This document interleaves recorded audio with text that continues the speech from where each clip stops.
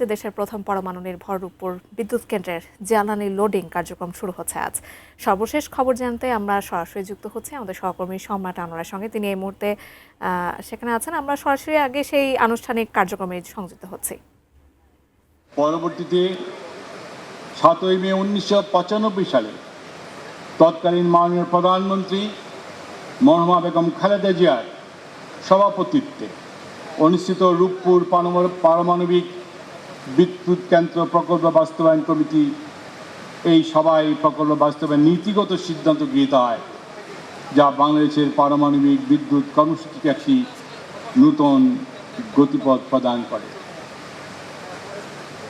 শহীদ রাষ্ট্রপতি জিয়াউর রহমান প্রযুক্তি, বিজ্ঞান ও আত্মনির্ভরশীল যে দর্শনের সামনে নিয়ে এসেছিলেন, তার গুরুত্বপূর্ণ অংশ ছিল এই পারমাণবিক প্রযুক্তির বিকাশ। আর তার দূরদর্শী নেতৃত্বে বাংলাদেশের পারমাণবিক গবেষণার ভিত্তি সুদৃঢ় হয় এবং গবেষণা রিঅ্যাক্টর স্থাপনের মাধ্যমে আমাদের পারমাণবিক যাত্রার প্রাতিষ্ঠানিক ভিত রচিত হয়।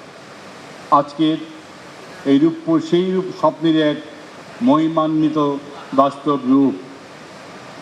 বাংলাদেশ জাতীয়তাবাদী দলের নির্বাচনী ইস্তেহারেও বিজ্ঞান, প্রযুক্তি, জ্বালানি, নিরাপত্তা এবং আধুনিক রাষ্ট্র নির্মাণে যে অঙ্গীকার ব্যক্ত হয়েছে, রূপপুর তার একটি শক্তিশালী প্রতিফলন।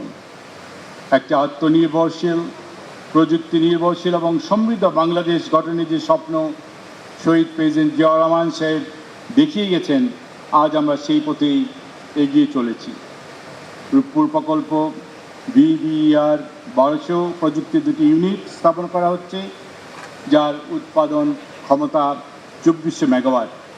এটা বিশ্বের অত্যাধুনিক জেনারেশন 3 প্রজেক্ট।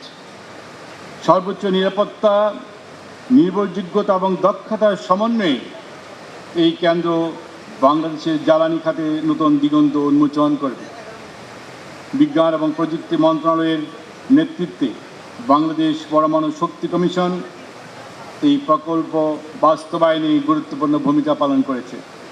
একই সঙ্গে বাংলাদেশ পরমাণু শক্তি নিয়ন্ত্রণ কর্তৃপক্ষ আন্তর্জাতিক মানদণ্ড অনুযায়ী সর্বোচ্চ নিরাপত্তা এবং নিয়ন্ত্রণকে নিশ্চিত করেছে। পারমাণবিক শক্তিকে আত্মবিশ্বাস জরুরি, কিন্তু আত্মতুষ্টি বিপজ্জনক। তাই আমরা নিরাপত্তাকে সর্বোচ্চ অগ্রাধিকার দিয়েছি।